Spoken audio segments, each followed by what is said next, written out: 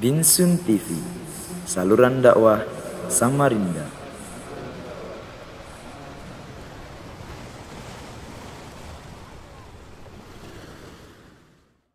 Assalamualaikum warahmatullahi wabarakatuh. Innal hamdalillah nahmaduhu wa nasta'inuhu wa nastaghfiruh wa na'udzu billahi min shururi anfusina wa sayyiati a'malina. من يهده الله فلا مضل له ومن يضلل فلا هادي له أشهد أن لا إله إلا الله وحده لا شريك له وأشهد أن محمدا عبده ورسوله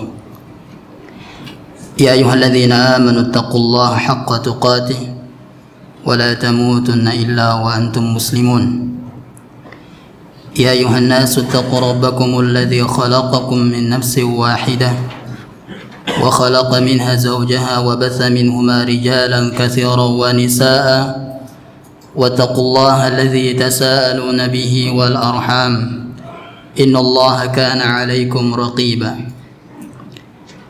يا أيها الذين آمنوا اتقوا الله وقولوا قولا سديدا يصلح لكم أعمالكم ويغفر لكم ذنوبكم ومن يطع الله ورسوله فقد فاز فوزا عظيما أما بعد فإن أحسن الكلام كلام الله وخير الهدى هدى محمد صلى الله عليه وسلم وشر الأمور محدثاتها فإن كل محدثة بدعة. Alhamdulillah para jemaah rahmat Allah Subhanahu wa taala.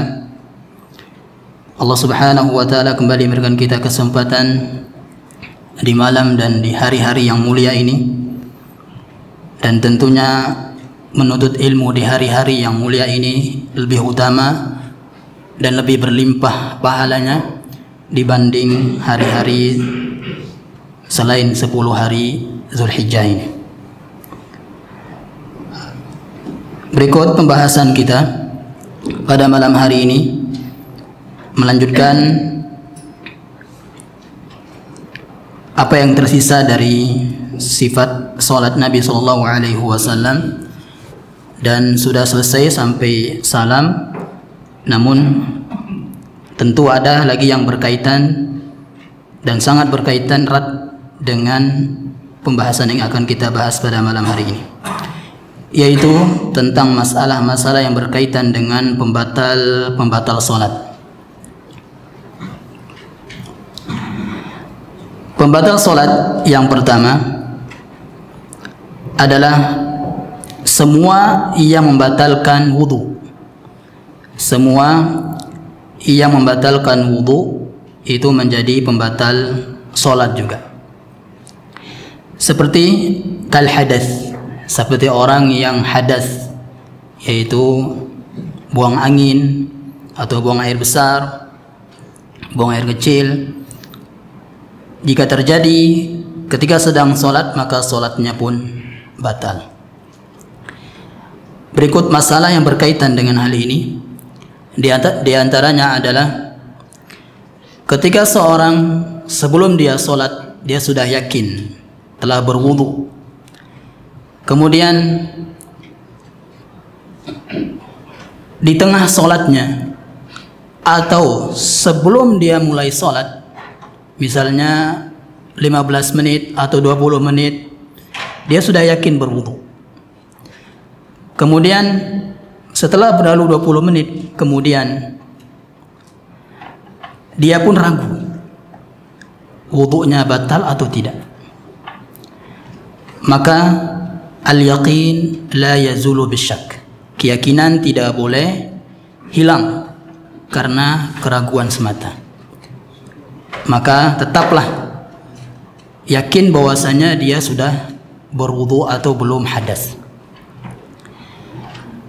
Kemudian selanjutnya dia tidak yakin, atau dia yakin dia belum wudu. Dia yakin dia belum wudu. 30 menit setelah itu dia ragu, udah wudu atau belum ya. Maka saat itu pula dia berhadas, ya, dia tidak boleh sholat dengan keraguan, di atas keraguan tadi. Kemudian selanjutnya setelah dia sholat, salam, kemudian dia ragu dan dia yakin dia benar-benar belum berwudu tadi sebelum sholatnya. Tidak ingat dia, ingatnya setelah salam, maka sholatnya harus diulangi. Kemudian sebelum itu dia berwudu, kemudian sholatnya diulangi.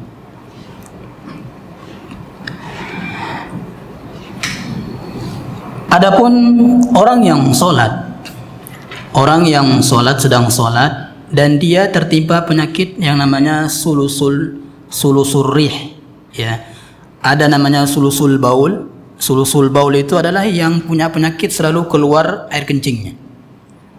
Yang punya penyakit, ya, setiap dia sholat, ya, bahkan dia di luar sholat pun selalu keluar air kencingnya. Maka di saat itu sebelum dia sholat, ya, harus berwudu terlebih dahulu. Kemudian setelah itu dia sholat, ya, dia sholat walaupun dalam keadaan kencingnya keluar. Begitu juga ketika orang yang tertimpa penyakit selalu buang angin, ya, selalu buang angin. Nah, adapun keraguan yang ada ketika dalam sholat jamaah, ketika dalam sholat ada keraguan tadi keluar atau tidak di zakarnya atau di kemaluannya, ada yang keluar atau tidak, ada yang keluar atau tidak. Nah, pada saat itu bangunlah keyakinan, harus dilawan syak keraguan yang seperti itu. Karenanya Nabi SAW menganjurkan kita untuk memercikkan pakaian yang pas di tempat kemaluan ini, ya, setelah berwudu. Karena kalau nanti misalnya setelah berwudu itu banyak orang yang tertimpa syak keraguan, was-was, ini keluar atau tidak, keluar atau tidak, keluar atau tidak, ya, bayangannya atau perasaannya ada yang keluar, Nah, ketika dia melihat, ya, ada perasaan yang seperti itu, maka lihat, oh, ini tadi basahan yang saya percikkan, ya, untuk menghilangkan was-was tadi. Nah, cara yang paling mujarab untuk menghilangkan was-was adalah mengabaikannya, ya, tidak boleh memperturutkan was-was. Kata Imam Syafi'i rahimahullah ta'ala, kalau seseorang itu selalu memperturut was-wasnya, maka dia lama-lama akan menjadi gila, ya, selalu penuh dengan rasa, ya, wajah orang-orang selalu was-was itu seperti orang susah, ya, banyak mikir, merenung, orang-orang yang tertimpa was-was itu. Nah, disitulah masuk, ya, syaitan, pintu-pintu syaitan untuk mengganggu dia. Nah, kemudian yang kedua, pembatal salat yang kedua adalah kashful aurati amdan, sengaja dia menyingkap auratnya,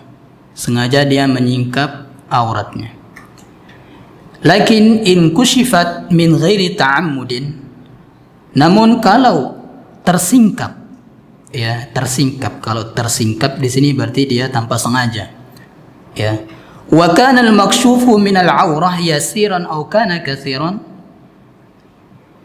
meskipun yang tersingkap itu sedikit atau banyak dari aurat kita tersingkap, ya, tanpa sengaja. Walakin satruhu fil hal, akan tetapi dia terus seketika itu juga, ya, dia sadar, dia langsung menutupnya. Lam tabtul as-salatu, maka salatnya tidak batal, ya. Kalau dia tahu tersingkap dan dia tidak menutupnya, dia biarkan saja, maka salatnya batal, ya. Jadi ini banyak bagi orang-orang yang pakai celana ketika sholat, kemudian dia pakai baju kaos sholatnya, ya, biasanya orang-orang, ya, orang umum lah gitu, ya. Banyak kita lihat kelihatan duburnya gitu. Ketika dia sujud, dia kelihatan duburnya. Nah, kalau segera dia tutup, dia tarik ininya, maka nggak batal. Atau bajunya dia tarik ke bawah, dia tutup, maka tidak batal. Namun kalau dia biarkan begitu saja sampai selesai sholat juga seperti itu, ya, maka sholatnya batal. Nah,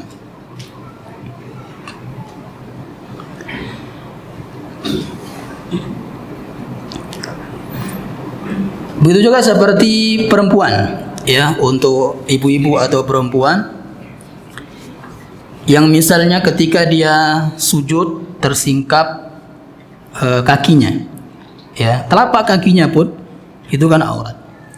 Kalau tersingkap ketika sholat, ya, kemudian dia tahu dia itu tersingkap dan dia tidak menutupnya, maka sholatnya bisa batal. Begitu juga rambutnya, ya, kalau perempuan sholat atau ibu-ibu rambutnya terlihat, dia tahu, ya, tapi dia tidak segera menutupnya, maka sholatnya pun batal. Kalau dia tahunya setelah salam, oh tadi ternyata ada yang tersingkap, tahunya setelah salam, maka sholatnya sah. Ya, sholatnya sah.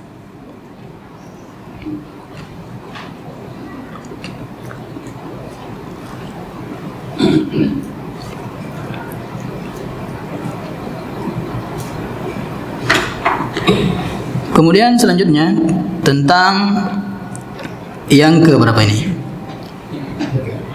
Yang ketiga, ya. Al-inhiraful katsiru an jihatil qiblah.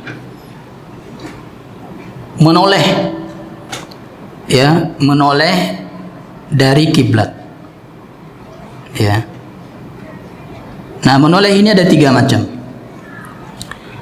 Menoleh dari kiblat itu ada 3 macam. Yang pertama, al-iltifatu bis-sadri. Dia menolehnya dengan dadanya, ya, an jihatil qiblah. Jadi dadanya udah enggak hadap kiblat lagi. Ya, seluruh dadanya, ya. Misalnya sudah di sana, ya, di sana atau bahkan menghadap ke belakang. Nah, udah selesai lah. Ya. Salatnya tidak sah. Kemudian yang kedua, al-iltifatu bir-ra'si atau bil-'aini faqat. Menolehnya dia dengan kepalanya saja, dadanya tetap kiblat, atau dengan matanya. Ini yang banyak orang, ya,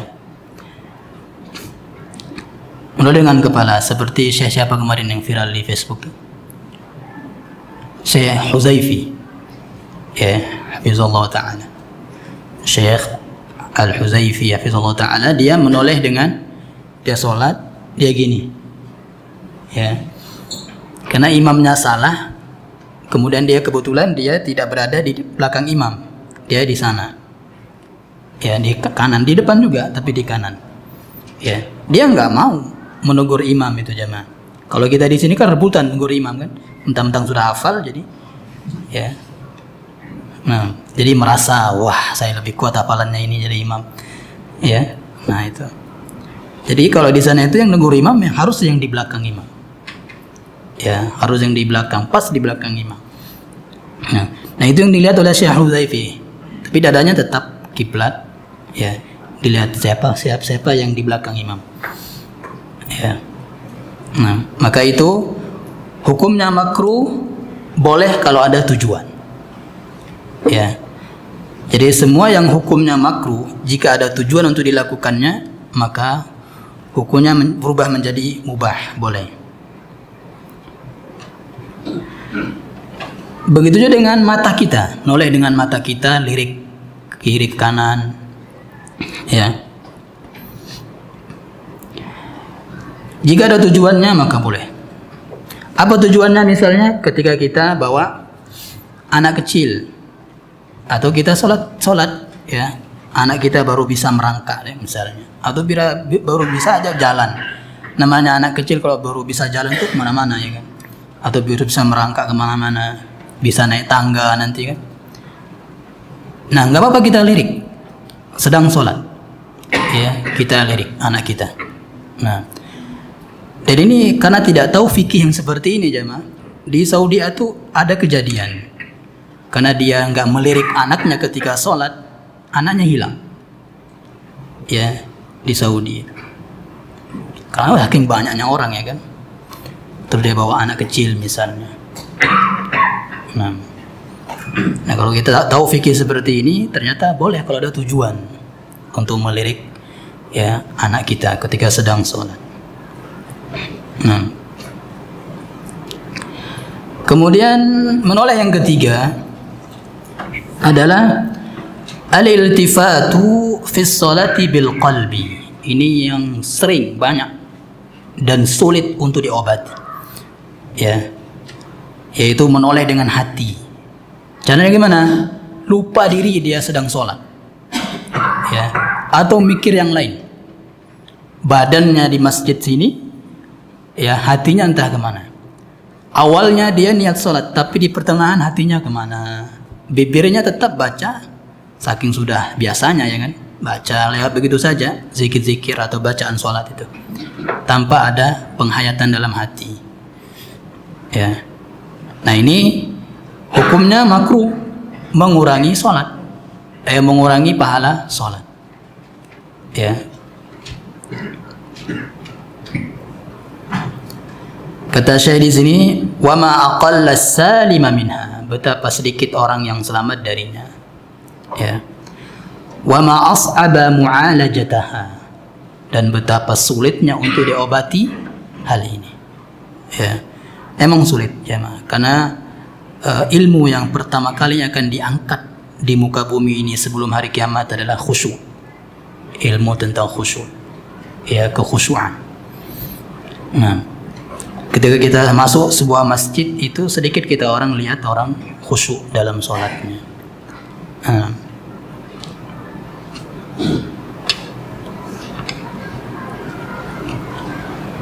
Kemudian yang keempat, wujudu najasatin ala badanihi aw thiyabihi aw fi makani salatihi. Terdapat najis di badannya atau di bajunya atau di tempat sholatnya, ya. Tempat sholat di sini maksudnya jamaah dari tempat dia berdiri sampai tempat sujudnya, ya. Misalnya di sini dia berdiri, kepalanya sujud di sini. Nah, dari sini sampai sini aja itu nggak boleh ada najis, ya, sini. Tapi kalau di sini ada najis, sini ada najis, nggak apa-apa, ya. Kalau sekarang misalnya sajadah, kita bawa sajadah, nah di sajadah itu nggak boleh ada najis, ya. Tapi kalau di luar sajadah itu ada najis, misalnya najis, nggak apa-apa, ya. Mungkin yang kita anggap najis di zaman sekarang itu kotoran cicak, ya. Mazhab Asy-Syafi'i, ya, mazhab Syafi'i, kotoran cicak itu najis yang dimaafkan. Kenapa? Karena sulit untuk kita hindari, ya, kotoran cicak itu, ya. Walaupun cicak kan nggak dimakan, kan najis itu adalah kotoran dari hewan yang haram dimakan, ya, kotoran dari hewannya, ya, bukan kotorannya, dari hewannya yang haram dimakan, dari hewan yang haram dimakan, ya. Sehingga misalnya kalau ada di sini kita anggap kotoran, emang kan kotoran sapi, kerbau, kuda, yang halal dimakan lah, dagingnya maksudnya, bukan kotorannya, ya. Harus dikasih penjelasan ini biar ini. Nah, ya. Nah, kalau ada itu nggak batal sholatnya karena bukan najis, ya, tidak najis, tapi bau, ya. Nah, ganggu orang lain, ya kan. Nah, itu maksud dari tempat sholat, ada najis tempat sholat, ya. Di badannya juga nggak boleh ada najis, kemudian di pakaian juga nggak boleh ada najis. Sekarang misalnya kalau dia ingatnya di tengah sholat, ya, kalau dia pakai sejadah, oh ya, ternyata ada najis. Kalau dia bisa bersihkan, misalnya kebetulan dia bawa bawa tisu basah misalnya, ya dia bersihkan, ya buang tisunya.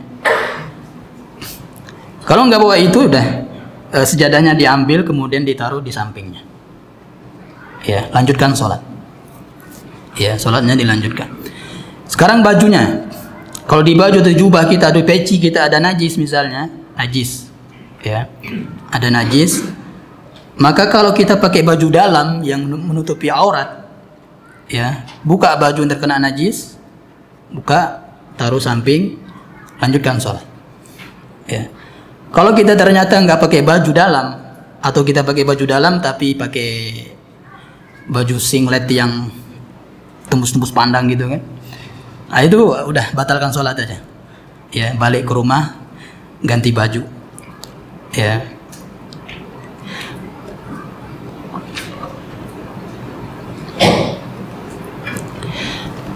Begitu juga dengan ibu-ibu, ya,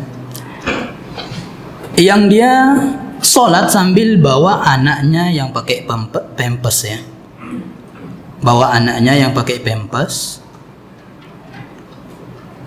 yang dia yakin, ibu itu yakin bahwasanya di dalam pampers itu ada najisnya, ya, ada najisnya,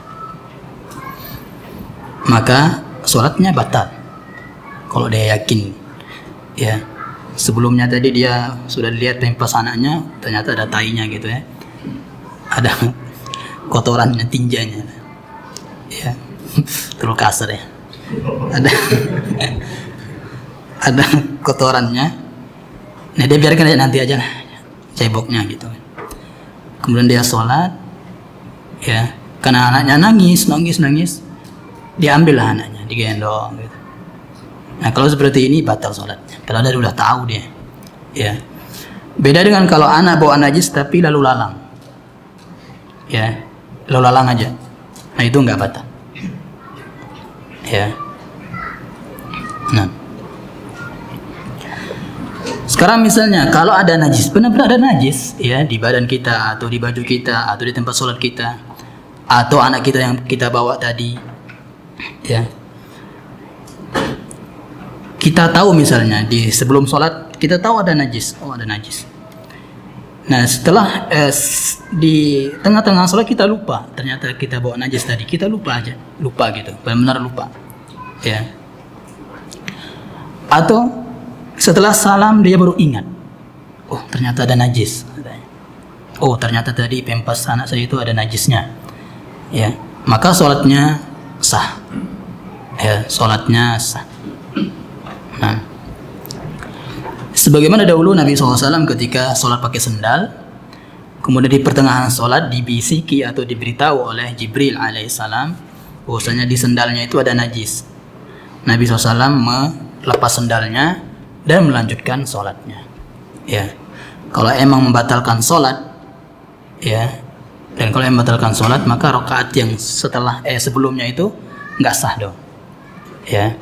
Karena tadi ingatnya di tengah sholat atau ingatnya setelah salam, ya, maka sholatnya tetap sah.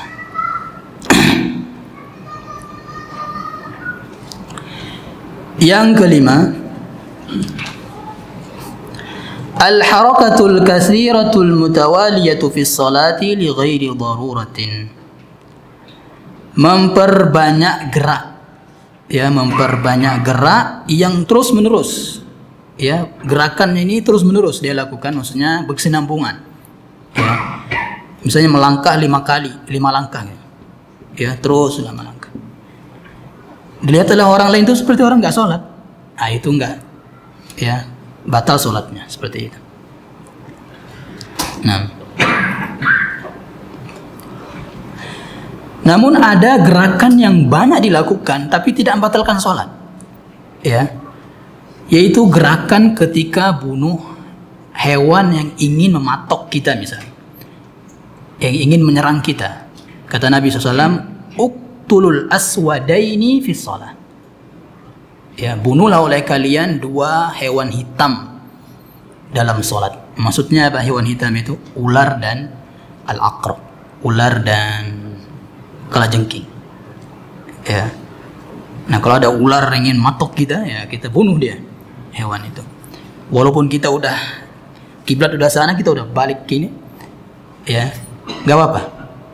Sampai dia mati baru kita lanjut sholatnya. Ya, begitu juga dengan kalajengking. Nah, tapi kalau semut ya nggak masuk kalah sama semut. Ya. Begitu juga ada gerakan yang banyak tapi tidak terus menerus. Ya, misalnya dia bergerak sekali, berhenti dulu. Ya, tadi kalau terus menerus itu terus gini, tambah berhenti gitu. Nah, dan ini ada keperluannya. Ini boleh, walaupun banyak. Seperti apa misalnya? Seperti kita sholatnya di depan, misalnya ini kiblat ya, kiblat di sini pintu, ya di sini pintu, atau itu jauh situ lah. Sholat, kemudian istri kita ketuk pintu, nah kita bukakan boleh, ya kita bukakan walaupun langkahnya 5 kali misalnya, tapi kita enggak mutawaliyah, maksudnya enggak terus menerus, ya langkah berhenti dulu, langkah berhenti dulu terus berarti baru kita buka, balik lagi melangkah juga kan. Nah, sebenarnya Nabi dulu seperti itu juga. Ketika Aisyah radhiyallahu taala anha ketuk pintu, Nabi dalam sholat sunnah dia buka pintu, ya, dan itu dibolehkan.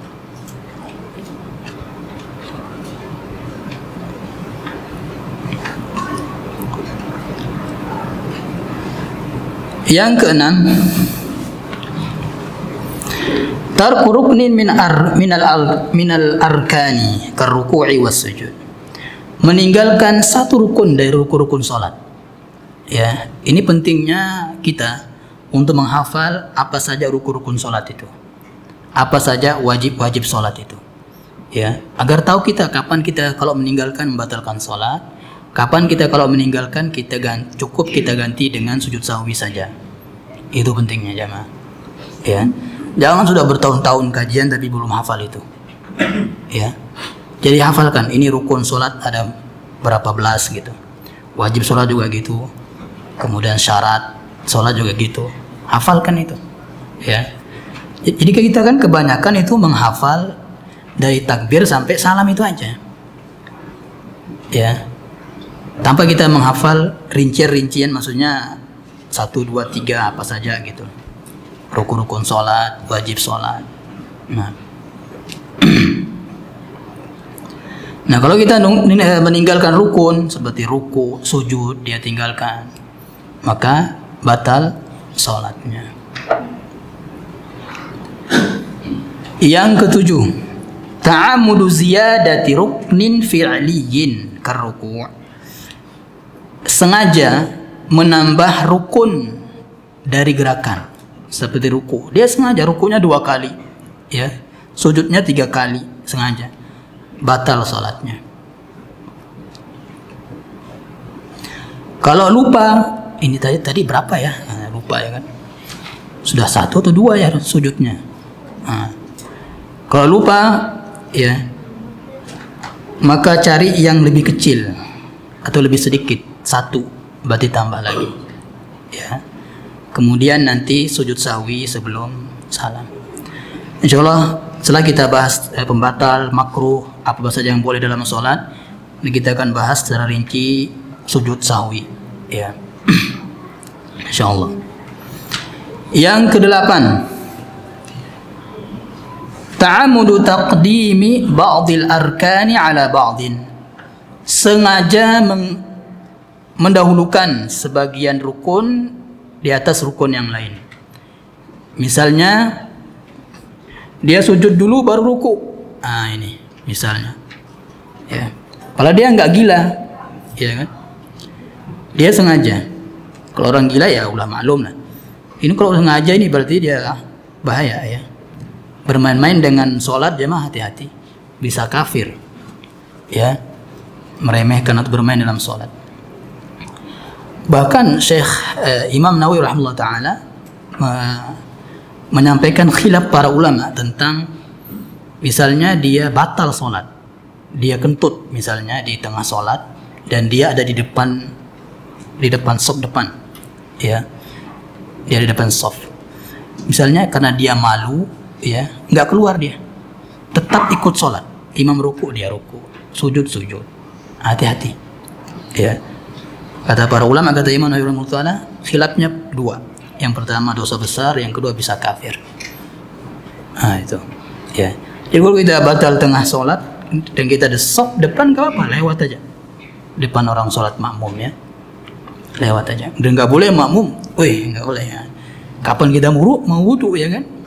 Nah. Dan saya pernah di sini itu, ya, saya batal, saya lewat depan makmum, saya pernah diginiin, saya lewat aja, ya, biarlah nanti dia suzon atau apalah. Ini ustadz baru aja ngajar kok gini, nah, gitu kan. Nah, yang ke-9, ta'ammudus salami qabla itmamiha. Sengaja dia salam duluan, ya, sebelum selesai udah salam duluan, dalam sholat sendirian atau sholat berjamaah, ya,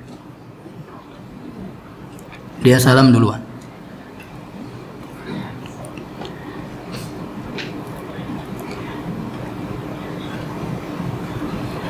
Yang ke-10,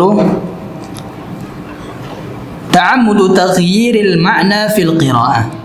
Sengaja dia mengganti huruf dalam bacaan, ya. Dan ini tentunya Al-Fatihah, ya. Makanya surah yang wajib untuk dihafal hanya satu saja, yaitu Al-Fatihah, ya. Surah yang wajib dihafal. Adapun yang lainnya itu anjuran, ya, anjuran saja. Tapi yang wajib, ya, adalah Al-Fatihah. Adapun surah Al-Baqarah yang panjang itu, Al-Baqarah atau yang lainnya itu anjuran, ya, sebuah keutamaan saja. Nah, adapun setelah itu, misalnya ijazul jilatil, nah, misalnya kan ada orang imamnya atau imam lah gitu, katakanlah imam seperti itu, sah sholat, ya. Makmum pun juga sah, karena yang dibaca setelah bacaan Al-Fatihah, ya. Kalau dia sengaja dia dosa, tapi sholat tidak dicederai olehnya, ya, kecuali Al-Fatihah. Makanya hati-hati, ini sudah kita jelaskan di awal-awal dulu, ya, masail atau masalah tentang bacaan Al-Fatihah. Dan hati-hati kita ketika sholat bersama imam, ya, emang kita harus benar-benar cari masjid yang imamnya fasih bacaannya, minimal bacaan Al-Fatihahnya, ya. Makmum bisa ucap ha, makmumnya misalnya, imamnya kha, alhamdulillahi rabbil alamin, kha. Nah, ini si makmum yang bisa ha tadi nggak sah sholatnya, ya. Di tengah ternyata dia sudah mulai Allahu Akbar, baru dia dengar imam alhamdulillah, pakai ha dia, ya. Maka si makmum yang bisa ha, ya, segera tinggalkan masjid itu, cari yang lain, ya. Nah, susah, ya. Tapi kalau kita yang sama-sama kha juga bacaannya, ya, makmum juga nggak bisa, ya, maka sah sholat si makmum, karena sama-sama nggak bisa, ya. Nah, itu hanya di Al-Fatihah aja, ya, di Al-Fatihah. Nah, kemudian yang ke-11, tarku wajibin, meninggalkan yang wajib dari kewajiban-kewajiban sholat dengan sengaja dan dia ingat, ya, sengaja dan dia ingat. Kalau nggak sengaja tadi ganti dengan sujud sahwi. Kalau sengaja batal sholatnya, ya. Kemudian yang ke-12, qat'un niyah, berniat, ya, berniat dengan kuat, ya, untuk keluar dari sholat, ya. Misalnya dalam hatinya, wah saya mau keluar aja lah dari sholat ini, nggak jadi, itu nggak boleh. Ya, niat dia ingin keluar dari sholat, dia sudah batal sholatnya. Tapi ingat, nggak batalkan wudhu ya. Nah, dan begitu juga najis tadi, kalau kita ada najis di badan kita, ya, dan kita nggak bisa menggantinya misalnya, sholatnya yang batal, wudhunya enggak. Ya, ingat tuh, wudhu ya, terkena najis tidak membatalkan wudhu, ingat-ingat ya, namun diwajibkan untuk membersihkan saja. Yang ke-13, ad-dhahiku qahqah. Qahqah ya. Ini bahasa Arab ternyata, qahqah ini. Tertawa terbahak-bahak. Ya, tertawa terbahak-bahak.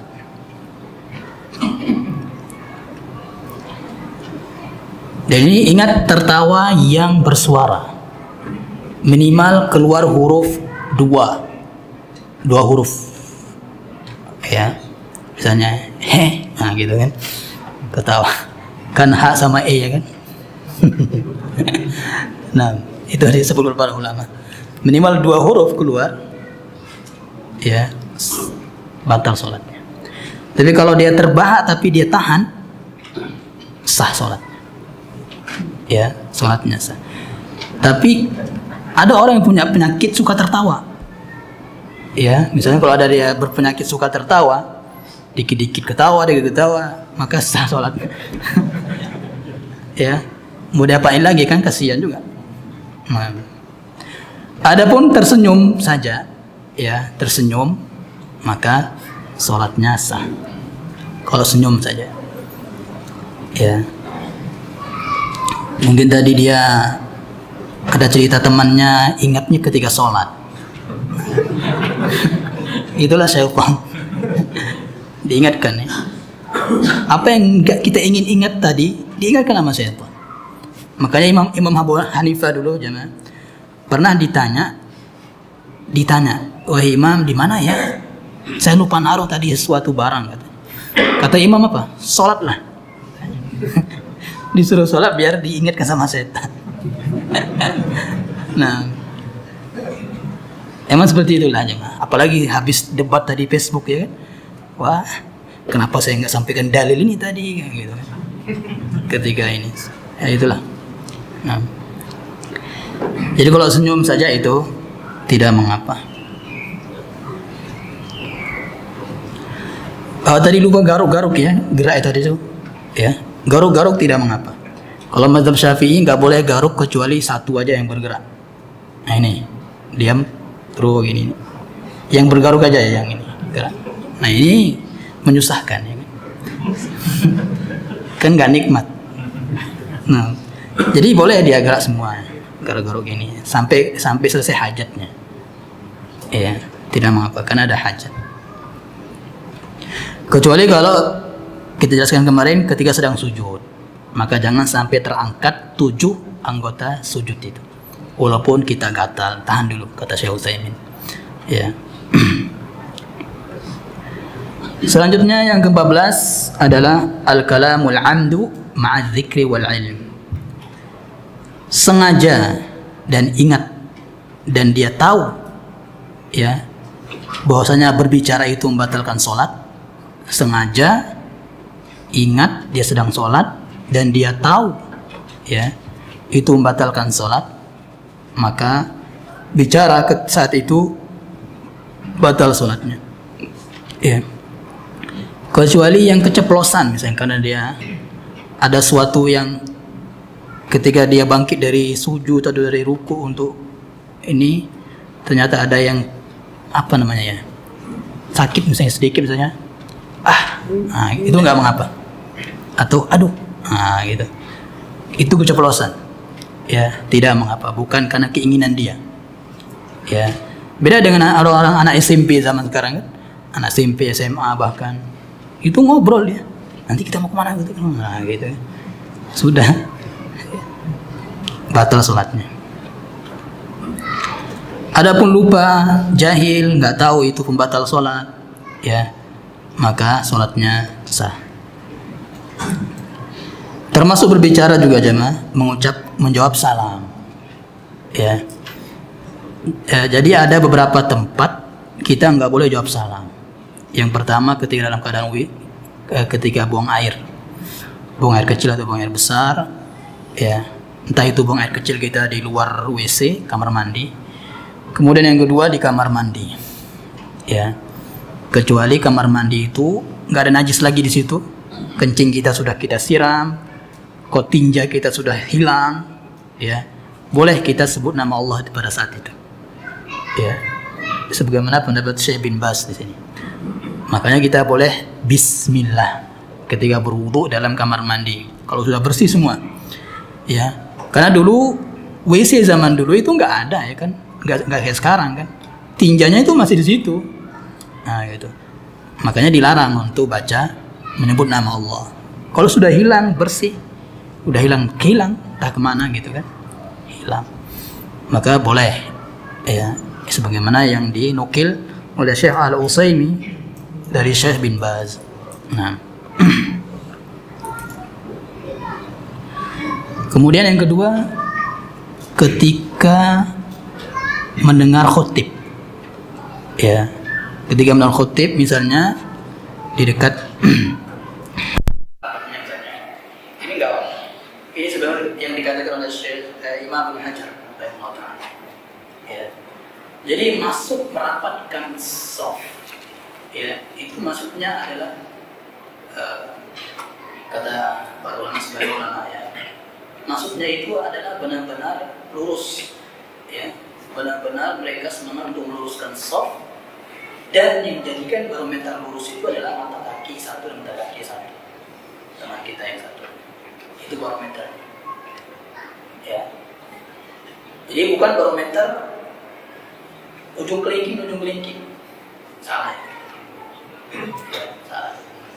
Nah, begitu juga kalau kita emang praktekkan harus nyentuh, nyentuh banget gitu, ya, maka akan banyak hadis yang nggak bisa kita praktekkan harus nyentuh. Seperti betis dengan betis, ada hadisnya. Betis dengan betis harus nyentuh, bau dengan bau, ya.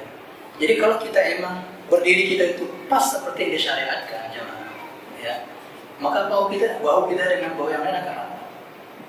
Kalau kita antusias naik kaki saja dan sampai ngangkang gitu cari kaki orang, maka bau dengan bau yang lain akan menjauh. Nah, ya. Nah, dalam masalah ini, ya, jangan sampai dalam masalah ini menjadikan kita ribut atau misalnya menjadikan orang itu bukan salafi, enggak, ya, enggak. Allah a'lam, ya. Ya, ini saja yang saya sampaikan. Sudah kita lanjut di makruh salat, ya, apa saja yang dimakruhkan dan apa saja yang diubah, yang dibolehkan dalam salat. Subhanallah, asyhadu an la ilaha illa anta, astaghfiruka wa atubu ilaik. Assalamualaikum warahmatullahi wabarakatuh.